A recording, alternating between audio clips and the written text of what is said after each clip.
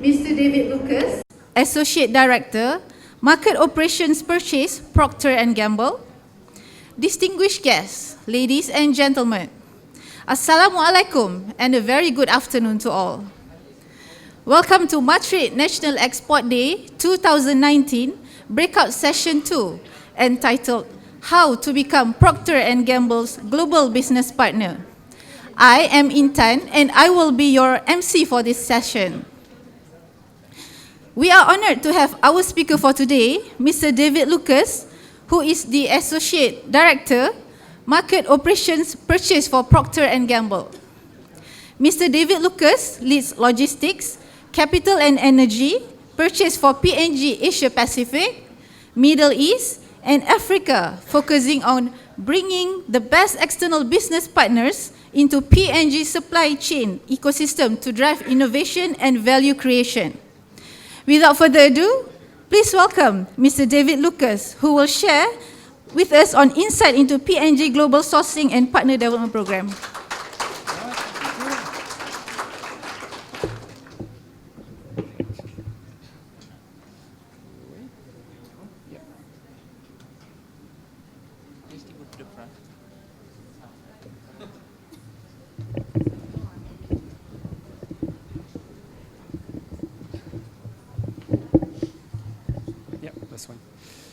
Good afternoon.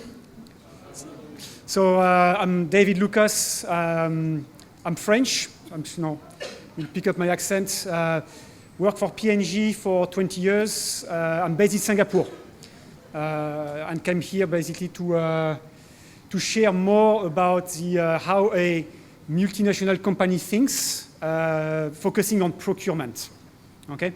So I'm going to share some information about P&G itself. What is a company, what we stand for, what are our values, and you will see basically that from the values I share, how we think about bringing suppliers and working with suppliers in our supply chain. Starting with a company overview. So P&G was founded about 182 years ago in the US, and basically it was founded by Mr. Procter and Mr. Gamble, so quite a long time ago, and very humble beginnings. One was producing soap, and the other one was producing candles. Okay, very humble beginning. But basically, because soap and candles are using the same raw materials, it was making sense for them to come together. Now, the company was founded and started to grow as well based on very strong principles. And there's a sentence that was shared by Mr. Gamble at the time, which is, if you cannot make pure goods and full weight, go to something else that is honest, even if it is breaking stone. At the time, soap was sold by weight, and basically.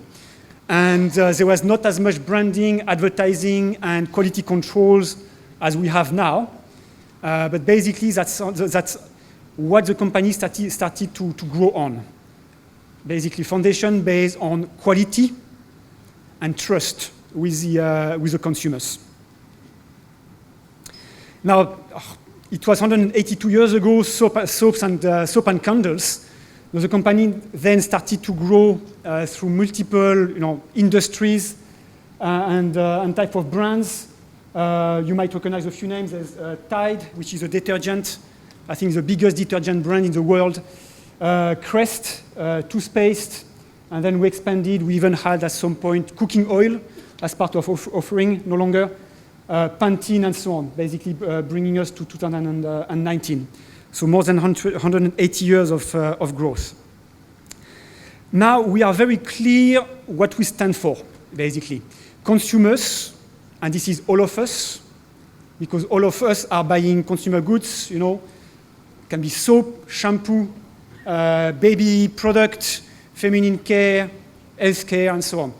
So consumers are at the center of everything we do, okay? And we are very clear, basically, in terms of our aspiration, of our overall goal to meet the consumer needs. Now, we have many brands. We have about 65 brands globally. We used to have a lot more. Now we've reduced our portfolio to really focus on fewer brands and bigger brands, actually. And you might recognize a few names here. And now basically we are active in about 10 categories. Fabric care, home care, baby care, feminine care, family care, and so on. Okay? So all branded, packaged product, a little bit of electronics. We do grooming with Gillette razors, so electric razors, so Brown as well, so a bit of electronics. But mostly it's packaged goods, type of shampoo and detergents. Okay? And each of these products are designed to meet a consumer need and to solve a problem. Okay? Because if your product doesn't solve a consumer problem, your product will not have much future. Okay? So we make sure that our products are solving real consumer problems. Just a summary of globally, what is P&G?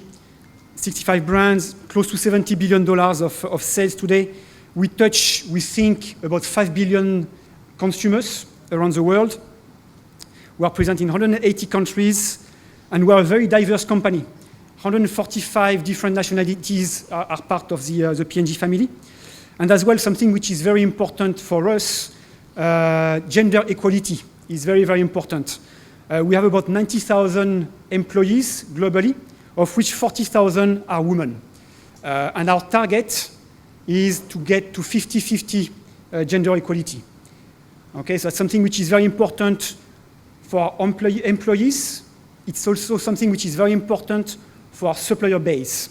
Okay, we are very specific women designed to bring more women-owned and led business to our supplier base. Now, focusing on P&G in Asia Pacific, so we are headquartered in Singapore. We've been in the region for quite a few years, since 1935. We started in the Philippines. We have 2 innovation centers where basically we develop product and packaging in the region. So we have an innovation center in Singapore and innovation center in Kobe in Japan. About 10,000 employees, 52 nationalities. Again, very, very, very, very diverse.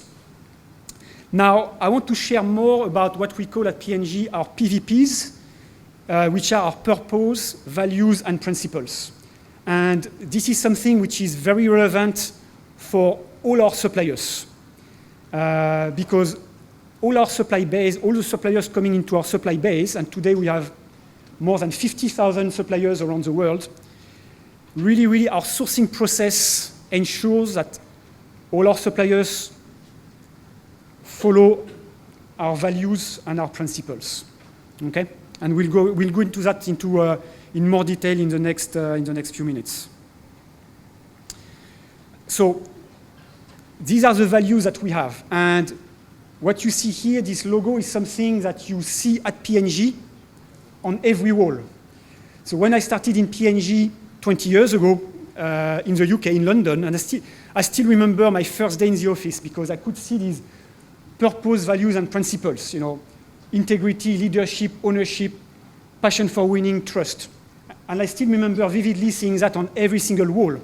And that was very strange for me. I had never seen that before. Obviously, it was my first company. But very, very quickly, I understood how important this is for the company, for all our employees. Because everything we do, the way we think, the way we act, follow these values. Okay? And people who don't follow these values actually don't have a place and they don't stay at P&G. Okay? So these are very strong values, and we will talk more about what they stand for. Here, actually, this is a picture of the back of our cards. I'm sure in most of your companies as well, you have a card to get access, to your building. This is actually at the back of the card to make sure that employees never forget what we stand for. Okay, but I just want to emphasize here how important it is for P&G people, but also in this case for our suppliers. Okay? And before going to the next step here, what do these values mean? So integrity. What it means for us is we do the right thing. Okay, meaning we do the right thing, we follow the company policies, meaning as well we follow all the applicable laws in any country where we operate. Okay? It means that we prefer to do the hard right than the easy wrong. Okay? Leadership, and this is something that we want to practice at every single level of the company. You can be a technician on the production line, or you can be a country manager, or you can be the CEO. We expect leadership, meaning people own the space in which they work. They own to make it the best space. Okay? They have to give their best. Ownership. So basically ownership means people are accountable for their work. They are accountable for their results. Okay? Ownership means as well that we treat all our company assets as our own. This is my mobile phone, my computer, this is our plant, this is all the equipment in our plant, all the pen and paper in the office, and so on. All employees have to, we are owners as part of P&G, and we treat everything and the asset as if they belong to us. Okay? We do not cheat the company. Now, passion for winning. Obviously, we are active in the FMCG world. It's a very competitive environment. We expect everybody basically to be motivated and want to win. And trust. And it's something very important. There's no successful business if there is no trust. There must be trust in the company, between the employees. The competition is outside, is not within the company. So we have to work together, we have to collaborate, but meaning trust as well with our suppliers. We must have shared values. We must trust each other, suppliers, customers, and our consumers. Okay, so trust is very important. We do believe there is no successful business if there is no trust. Okay, trust between people, trust that what you produce meets the highest quality standard, is going to deliver what it is meant to deliver, what you have promised your customer, what you have promised the consumer. Now, after these values as well, we have a set of principles that's more action-driven. But basically, in our company, very, very diverse company. Okay, I was mentioning close to 150 different nationalities. It's not easy to have everybody working together. Different cultures, different way of doing things, and so on and so on. But we have to, within the companies, there's respect for everybody. Okay, and everybody has to respect others and their viewpoints. Interests of the company are inseparable. I was mentioning that we treat our assets like they are our own. But basically, we prefer, in terms of values, we are going to do the right thing as well. Okay? We are strategically focused on our work, meaning that from the top of the company down, we have one strategy. I mean, we have an overlaying strategy for the company, and everybody, whatever they do, marketing, sales, finance, supply chain, R&D, and so on, will have their own work plan, which are linked to these overarching strategies. It means that we all work for the same thing. Okay, very, very important. Innovation is very important for P&G.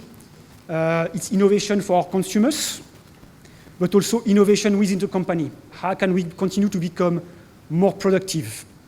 How can we continue to do more with less? We are externally focused. Again, we put the consumer at the center of everything we do. Okay, we don't do things for the sake of doing things or for just the sake of P&G. It has to meet a business need very clearly, which is outside our company. We value personal mastery. We offer a lot of training to our people, which is very important. But basically, it is each individual's responsibility as well to develop themselves, okay, to invest into their own development. No, we seek to be the best, passion for winning. And the last one, mutual interdependency in the way of life. Again, this is how we work inside the company together, but also how we work with our external business partners, our suppliers and our customers. If we are successful as P&G, our suppliers will be successful. It can mean growth with us, okay? But it's also as well, if our suppliers are successful, in turn we can be successful. They will provide a better service, they will provide better value, maybe lower cost, and so on and so on. So this is very, very important for us. All right. And then I go from these broad values and principles at company level to how does it translate in the procurement we do for the company. And we have a set of principles that we follow in everything we do for the procurement of goods and services. So we'll go through these principles in more detail now. And this is very important if you want to become a supplier for P&G. The way we look at value at P&G, we look at it from a very broad standpoint. Value is not only about cost. In many cases, people are going to talk about value, they think cost, and they think lowest cost possible. That's not what we are looking for. Obviously, we are looking for good cost, but a very low cost isn't useful if you cannot get the service on time, or if you cannot get the materials or the packaging delivered to your plant when it matters. Because if you miss a material for your plant, if you miss an advertising campaign and so on, it's going to have a bigger, quite a big devastating effect on your bottom line. So we look at value from a very broad standpoint, but basically there are three main components. Number one is service, number two is cost, and number three is cash. And what I mean by that? What I mean by service is if we buy a material or a packaging, can be a bottle for a shampoo, can be a cap, can be any material at a plant, we expect the material to be delivered on time, at the right quality, and so on and so on. Okay? It could mean for a service to get, if you buy electrical services, mechanical services, it is provided to your plant, the construction is done, it is safe, and it is done on time. Okay? So we look at value as a set of three main drivers. Again, service, cost, and cash. And what I mean by cash is, as a supplier, we negotiate payment term. Okay? We expect payment term and so on. There's different value payment term, can be payment in advance to very long payment term. As a customer, we expect longer payment term, obviously. Okay? In terms of cash, it means as well, how do we manage our inventory? Meaning inventory, if we want to generate cash for the company, we have to lower our inventory. If you supply goods to P&G, it means we want you to supply goods just in time, so that we don't have to hold inventory in our warehouse doing nothing. If you're involved into our supply chain, in our distribution, cash means we want you to be as fast as possible moving the product from our warehouse to the shelf, being online or physical shelf in the shop. Okay? So if you sell to P&G, or if you want to sell to P&G, you have to think about value along these three lines: service, cost, and cash. Okay? That's how we assess it. Second principle that we follow at all time: honest, ethical, and fair dealings. I was mentioning a little bit earlier, I was alluding to that. We prefer to do the hard right than the easy wrong. We will follow our company policy and all our principles and every applicable laws in every country in which we operate. Okay? And that's something we will never deviate from that stance. What it means as well is we treat our people and we treat our suppliers in a fair way, okay? We cannot divulge and share all information, but we are always open. We never lie to our suppliers or customers, okay? When we state a fact or we state a need that we have, it is backed by data. And basically, we are not going to mislead any of our suppliers. Okay? Externally linked solutions. Again, everything we do as P&G is to be successful in the marketplace with our consumers. Okay? So again, our suppliers have to be aware of that. So everything we do has a meaning to be successful with our consumers. Okay? So you have to be, if you supply goods and service to P&G, again, you have to be conscious of that, and you have to know what your goods or service are used for. I think it can be very useful for you if you know more about what your product is going to do, so that you can position it better for P&G. Okay, and it's a lot easier than to sell it. Okay. Second to last, competition and collaboration. So we do both with our suppliers. For some goods and services, we go out in the market and we invite competitors to bid. We play competitive biddings. For some other goods or services, we do negotiation. We've got very specific and typically strategic partnership where basically, for example, the service is uniquely provided by a supplier, or the goods is protected by patent, so we can only source from a certain supplier, in which case obviously, we will negotiate. In some cases, we do both.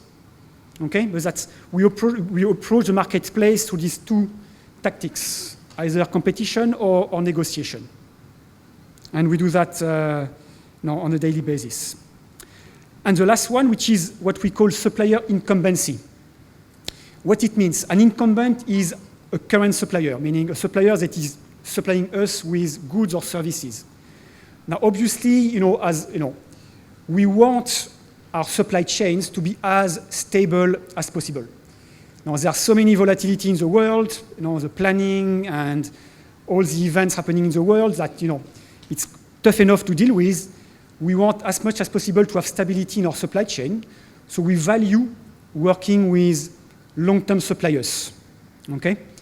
What it means, because long-term suppliers know our business well. Typically, they provide us a good service because they know our supply chain, they know our needs, and they worked with us for many years.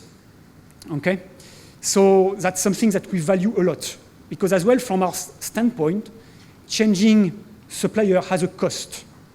Okay? If it is a material, it's a chemical, or it is packaging, it requires qualification. Meaning we have to get samples from our suppliers, we have to test the samples, sometimes we have to go and audit your plant or your facilities to check that everything you tell us is actually true in terms of your control, your quality controls and so on. So there's quite a high cost for us to change suppliers. That's why if you want as well to break into P&G as a new supplier, obviously you have to bring something more than the existing supplier. It can be, you have to differentiate yourself. Either you can do, again, going back to the 3 value drivers, either you can bring something very different in service, either you can do it faster, better, you can bring more frequency, whatever the service means for these goods that we purchase. You can make a difference sometimes on cost. Obviously, if you come with a very low cost, that can make a difference. Okay? So that's something which is, if you want to break in, and this is true, you see, for P&G, but most multinational companies, when they look at new suppliers, they are going to look at all their costs, all in, end-to-end, of the existing supply base, and then they will bring the new suppliers, again, the cost end-to-end plus qualification cost and so on. And how does it balance? Okay? So that's why, but we do value supplier incumbency. So if you become a supplier for P&G and you can provide the right service and the right cost, the right value, you could be in for the long haul. Okay?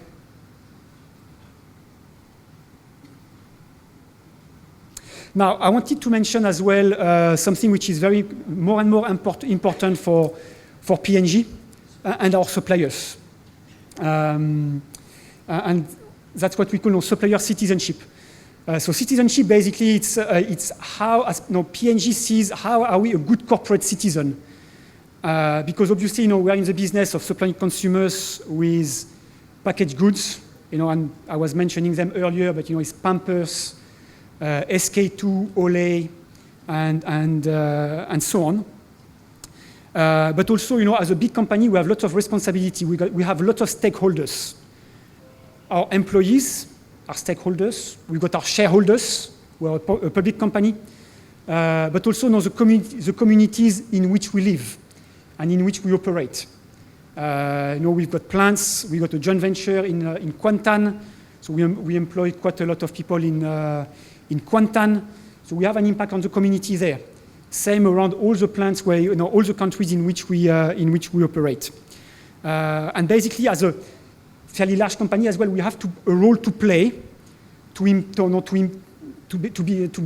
basically be better at changing the world. So there's several things that we are doing, and you can see here everywhere where we play. And starting from the bottom corner here, and it's very important. For example, in Malaysia, with palm oil, and we buy as P&G, we buy palm oil. Environmental sustainability, something which is very important for us. Community impact. So everywhere where we operate, we have an impact. So we are very careful with that. Ethics and corporate responsibility. This one is linked, for example, to social awareness or social responsibility. To bring an example, when we bring a supplier into our network, we do check social responsibility, basically. Is there any child labor? Are the workers in the factory, are they receiving the right wages? And so on and so on. Okay?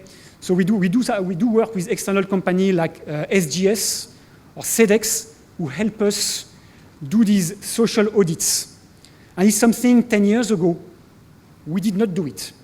Now it is something we do for every single one of our suppliers. I was mentioning diversity and inclusion. This is something which is very important at P&G. If we look at our consumers, obviously it's 50% men and 50% women. Okay? Actually, who does most of the shopping for our product? It's 80% women, actually, for P&G product. So we cannot operate being a company which is in majority with men. Just a basic fact. Because the thing is, if we don't have a diverse workforce, we believe we will not be able to provide the packaged goods that are diverse based of consumers' needs. We will not be successful.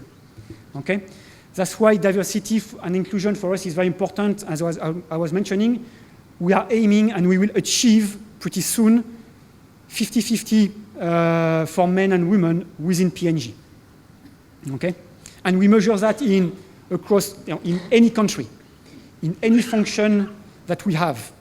And it's easier to do when in marketing and maybe in finance to have 50% women.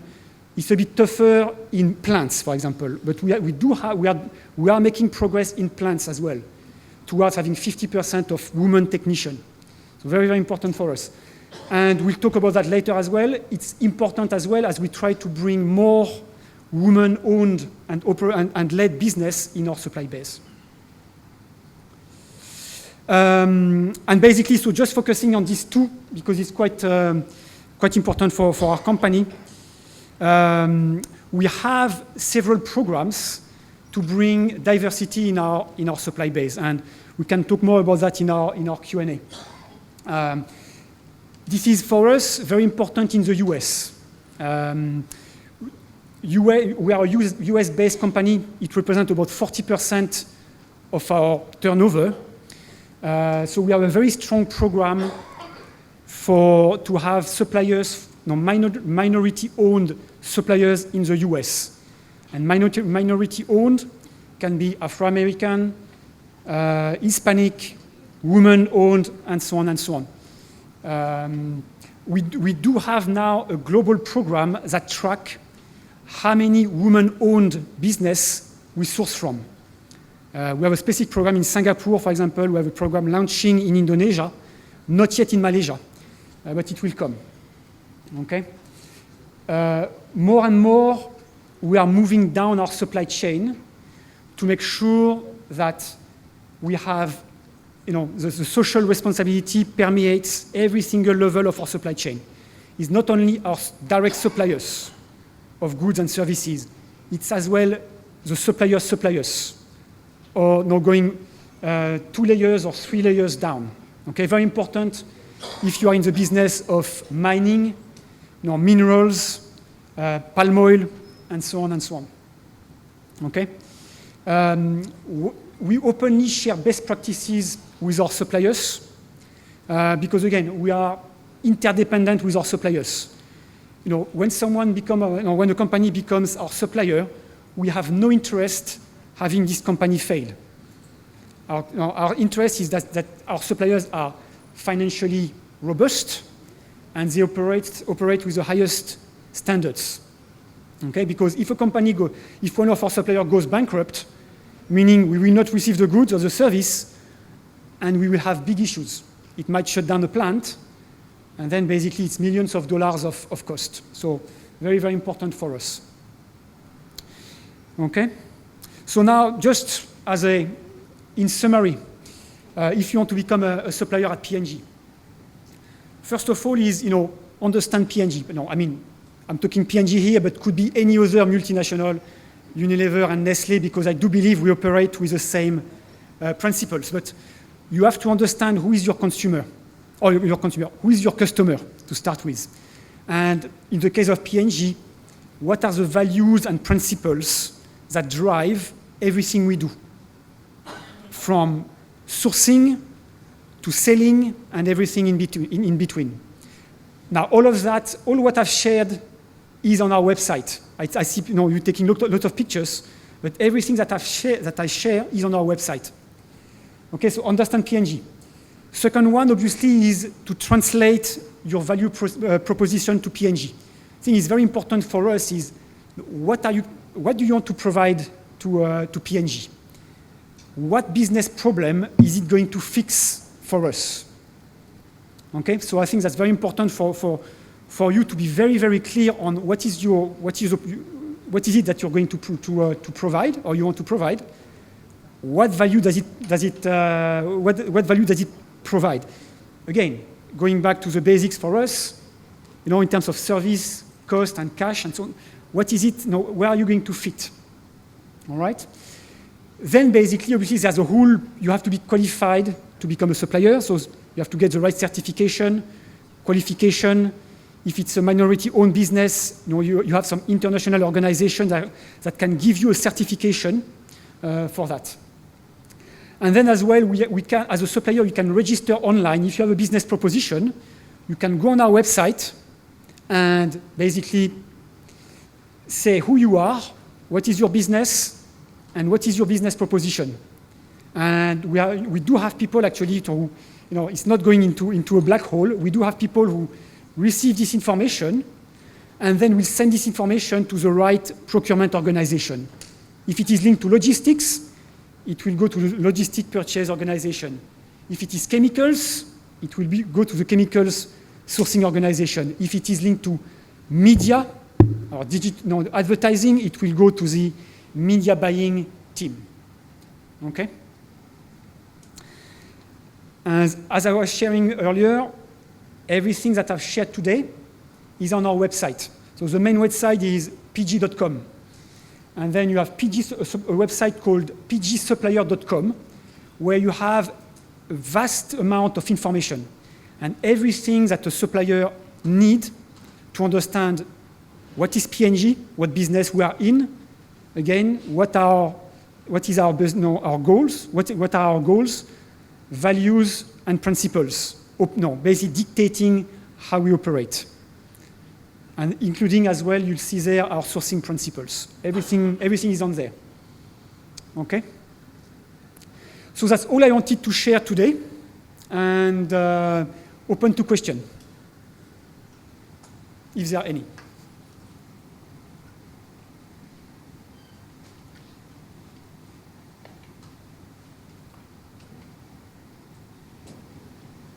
Question from the floor?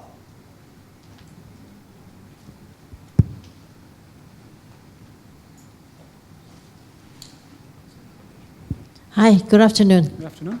I'm representing a company that manufactures plastic pallet. The word plastic is very fearful nowadays.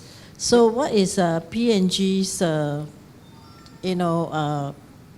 corporate, what do you call that, your corporate directions about using plastic product? Okay, so it's a very good question, because as P&G, obviously, we use a vast amount of packaging. We buy a lot of plastic and resins and so on. So it's a very, very important, it's a challenge today. It's a very important question because, a lot of plastic littering around and the sustainability issue. So basically, we have a program called Ambition 2030 that lines up basically what are our priorities in terms of environment, including the use of plastic. So we want to reduce the use of plastic, and we are looking for solutions actually to reduce the use of plastic and to use as well alternatives that are kinder to the environment. Okay? And there are initiatives as well to look at what different type of packaging or different kind of product to reduce packaging. Could be sometime having refill. Basically, you have a lot of product today. You buy a main product, and then you can buy refills, or you could even go to the shop to refill your main packaging. So it is a challenge. We are looking into looking for alternatives to plastic. Now it will take time because it's not easy. And plastic obviously has its benefits. It's not all bad, but it is a challenge, and we are looking for solutions. We don't have the answer on today yet. And again, this program Ambition 2030. If you go to our website, you can see what we are doing about plastic and plastic recycling and so on. Yeah.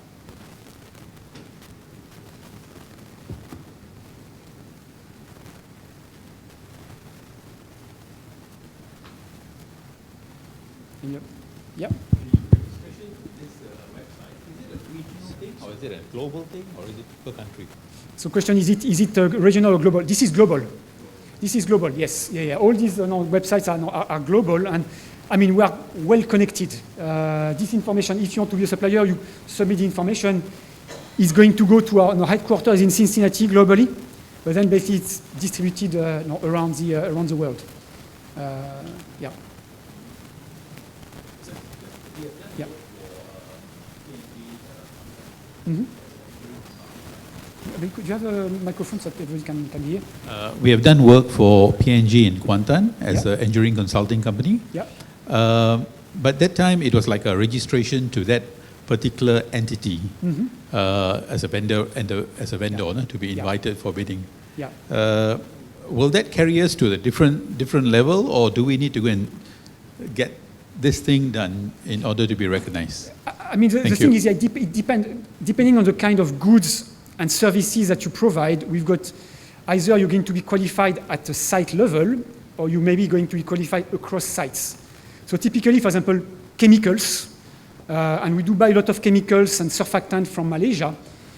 If you get your surfactant qualified for our detergent, for example, this qualification is going to be valid globally in all the plants where we produce detergent. Okay? Now, if you provide engineering services, and again, it depends what service, but if it is an electrical service for a specific plant, because typically the need for the plant are going to be quite specific. You're going to be qualified for a certain plant. Now, obviously, if you want to start working for another plant, you already exist in our system. So we already have a reference, and if the work that you've done at plant A was good, obviously, there's all chance that you'll be able to provide the service for another plant.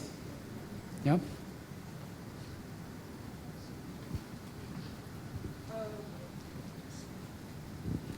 For your household products like detergent and all that, does the formula come from HQ, or you have specific or a different ingredient that you use for this local market, or how is it? Because as a supplier, let's say we have something from Malaysia. Yeah. So does it applies to all other parts of your market, or only in Malaysia? Yeah. So it depends. For our big product like detergent, we have what we call platforms.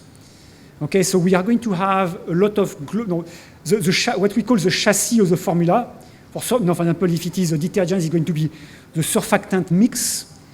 We are going to have global formula, typically, okay, on which you are going to add something to become local. Can be a perfume, can be a colorant, and so on. Okay. Now we do have as well more and more localized formulas. Okay, because I think as a company we went from before 2000 from being very localized, because the business was run at local, the profit and loss was in each country, very localized. Then we swung to being very, very global. Everything was global. There's global sourcing, global formulas, global everything. But then basically the consumers are not global, and the consumer needs are actually very local, and in a way more and more. So it's starting to swing back, where now we start to have specific formulas, for example, for China. Specific formulas for India, where we do have, obviously, 1 billion plus markets. Now, we don't have specific formulas, for example, for Malaysia. We don't have that today. We might have in some cases, maybe some variant, but obviously, if the market is let's say a bit small, it doesn't warrant the investment for us. Now, if you have an ingredient that you think has an appeal across ASEAN, across Asia, across the world, we want to hear about it. Okay. Let's say a substitute to the ingredient that you use, but it could give a better, because we're saying something better. Yeah. That gives something a better impact to the consumer. Would you consider that? Of course. Yeah. Of course. Yeah. We are always looking. I mean, we do have formulas that are regional or global, but basically these formulas evolve constantly. Okay, and there are things, again, I was mentioning that the chassis, which is the base formula, which is the property to clean, for example, but there's a lot of things coming on top. It can be the perfume, can be the additives in the formula for a specific claim, can be the colorant or anything. Okay. Do you need to do an in-house research to ensure that of course, one simple ingredient? Obviously, before incorporating anything in our formula, we have a team for product safety and regulatory approval, who are going to check if this ingredient comply with regulation. Okay, and we are part as well of there are industry associations that help us do that as well. What if I have something that being tested from an accredited labs, that it is genuine, of course, safe, and all that? Do you still do it in-house? We will still test it, because obviously we have our own formulas. But we have to make sure when we blend something, we have to make sure that there's no chemical reaction, or there's the formula stays stable. So we do have. Everything we put in our formula has to be tested, because our product, from the time it is produced to the time it is bought on shelf, it's many months. can be, the shelf life can be up to 2 years. So we have to make sure that over 2 years, the properties doesn't change.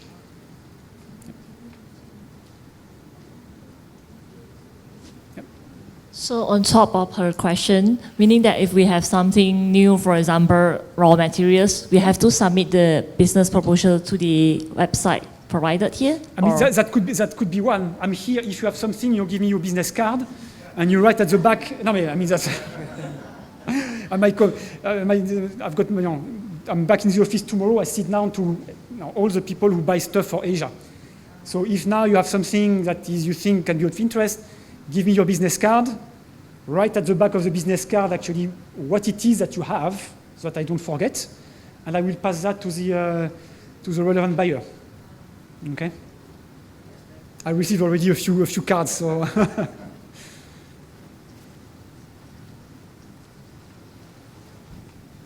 My name is Linda Young from UG Hair Care. We talk about the hair care products. Yeah. I understand that the Head and Shoulders is under Procter & Gamble. Yes, correct. So yeah. if I have my own brand with the formula ready developed, Yeah. how can I work together? You mean as a supplier? you provide contract manufacturing? Contract manufacturing with my own formula. Okay, I mean, we can talk. Obviously, P&G, I would say 80 to 90% of what we sell is produced in-house, meaning we have our own plant, still in the ground, and so on. Now we have 10 to 20%, I don't know exactly, but 10 to 20% of what we sell, we work with contract manufacturers, okay? And it's something, especially in Asia, and India, Middle East, Africa, which is now developing region, we are open more and more to contract manufacturing. So again, happy, give me your card, and I will pass that to the relevant people. Okay, Yeah. thank you. So I need to register to the PG supplier? I mean, you can send that, but today, if you have a card, give me yeah, your I just card. pass over. I'll make sure directly we can Okay. we can cut the chase already. Yeah, sure. Thank you.